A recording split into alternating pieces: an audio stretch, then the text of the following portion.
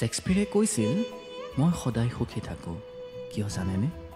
কাৰণ মই কাৰো পৰা একো আশা নকৰোঁ। অপূৰ্ণ আশাই মানুহক আঘাত সানে। জীৱন অতিশয় চুটি, সেয়েহে জীৱনক ভাল পাবলৈ শিকক। সুখ আৰু আনন্দ মুখৰ হৈ থাকক। কেৱল নিজৰ বাবে জীয়াই থাকক। কিবা কোৱাৰ আগত শুনক। লিখাৰ আগত চিন্তা ভাৱনা কৰক। খৰচ কৰাৰ আগতে উপাৰ্জন কৰক।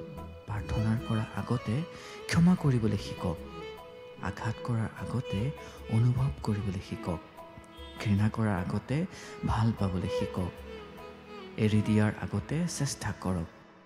মৃত্যুৰ আগতে জীৱনটো উপভোগ কৰক। জীৱনটো এবাৰেই আহে। এয়াইতো জীৱন, জীৱন জিন্দাবাদ।